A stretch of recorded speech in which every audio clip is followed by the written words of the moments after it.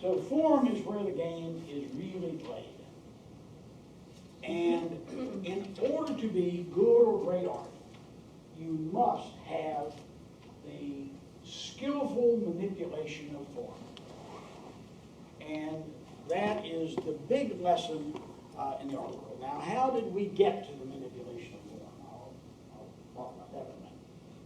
Up until the perfection of the hammer, the artist's primary goal was to replicate nature. You hired a guy to paint your the prince or the princess, so you could send the portrait over to be viewed by the prince in order to put the wedding together. Very valuable skill. You then had the idea of itinerant painters, and what we did in looking back at that is that some of them, very few of them, but some of them seem to, in addition to mastering likeness, or a little flattery actually, they also had one thing in common. And when you hacked through the jungles of Borneo, found the guy with a bone in his nose, he had something in common with the guys painting the prince, or I mean the princess, for the king. And that is, they all had exquisite control and manipulation of form. That's why when you go to a museum and you look at at primitive work, if you understand art, you find it to be fabulous. Now, if you still think that the guy that paints the most accurate bird is the winner, you might find that primitive work is not to your liking. But what we all, as a human race, have in common, well, not all of us, 90% of us, because there's always that 10%. I'm taking a side here. Artistic talent could be easy. It's easy to judge. You just give a guy $10 and send him to Goodwill and tell him to dress himself. And the guy's coming out looking good, got artistic talent. The people coming out, looking like $100 or $1,000, have artistic sense. Those who come out looking like $6.95, obviously don't have it. But for the vast majority of us, the vast majority of the human race has a fairly thorough understanding of art and these sort of principles and elements of art. And when we manipulate those, it is difficult.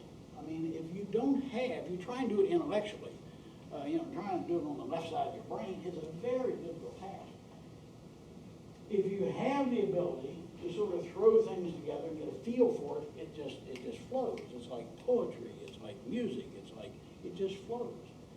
And what happens is that when you look at a painting, you can do a check off. You go, does this person, do they have nice lines in the painting, drawing, sculpture? Yes, you check that one off. Is there nice shapes? You can check that one off. Is the value pattern exquisite? Check that one off. Are the colors fabulous? Check that one off. Is there interesting texture? Check that one off. And consequently, you can go to balance, proportion, dominance, movement, economy. All those can be checked off. And when you have a painting that has done a good job in all those areas, then you have great art.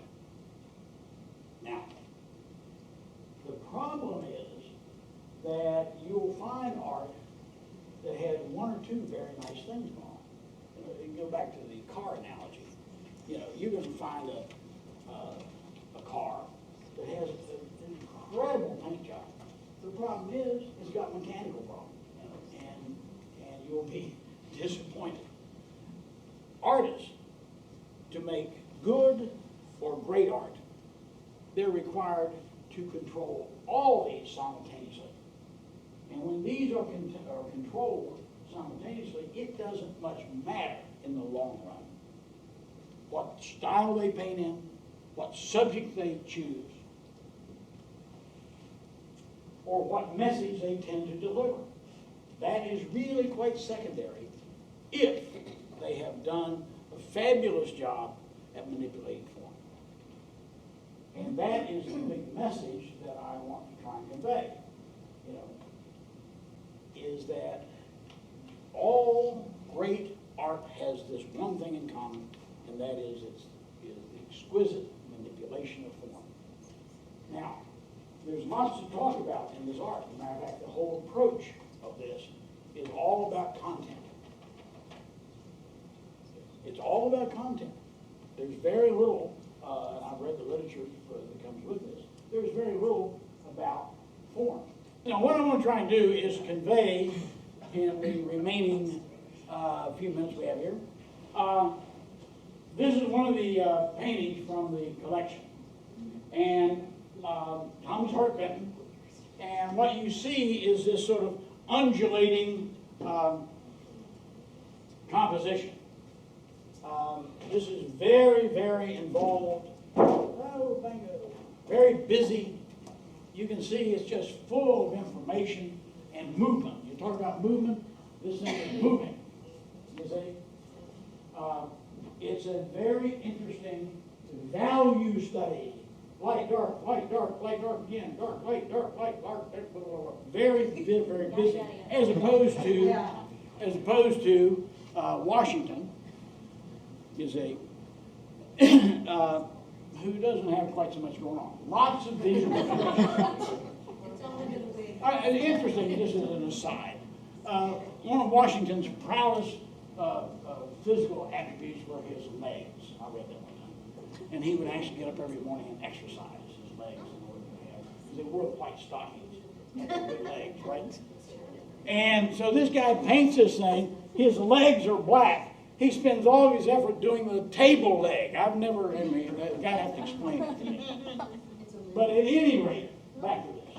We have this undulating composition. Now, it is obviously subject matter is, picking and grinning.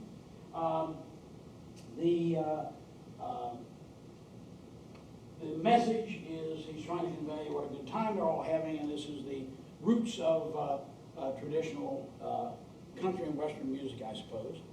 And it's the right time, the right place. I mean, Thomas Hart Benton was a bit of an acronym. He stayed around long into the period of abstract expressionism, but he was a regionalist. You see, you can be a regionalist and get away with that. Over here, we haven't heard about that stuff yet. So he is making out like a champ, highly regarded. But one of his students was a guy named Jackson Pollock.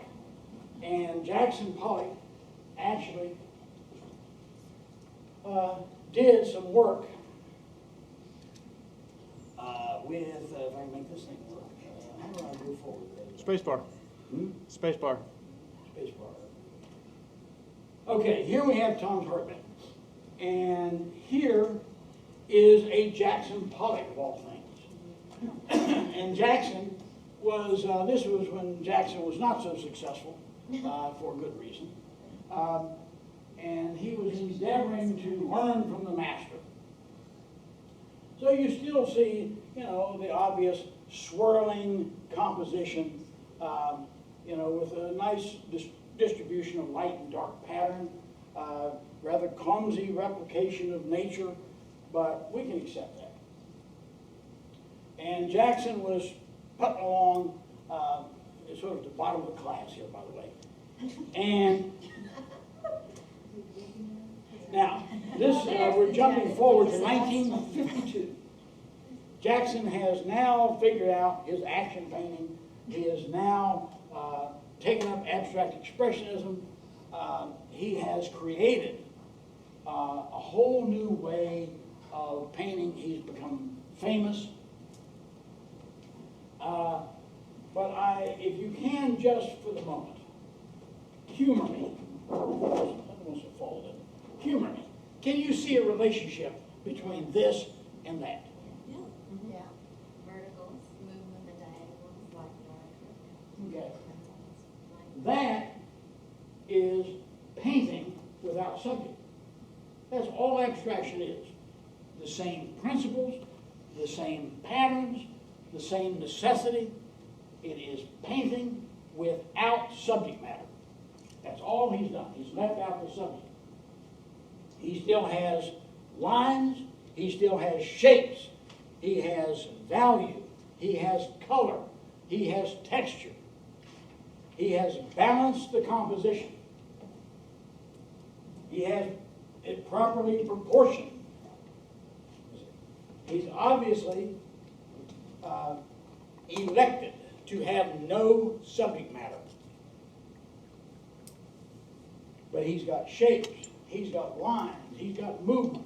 He has wonderful art, balanced, enough variety to keep our interest,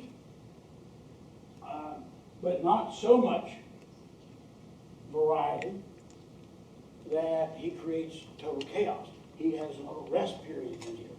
But there's enough harmony to hold the thing together and enough variety to hold your interest, keep you interested. But I want to point out there is a similarity between these two pieces of work.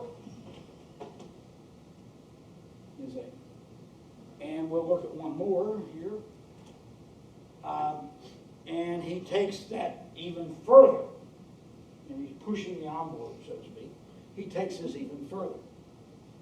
And by doing so, he takes his audience out another step.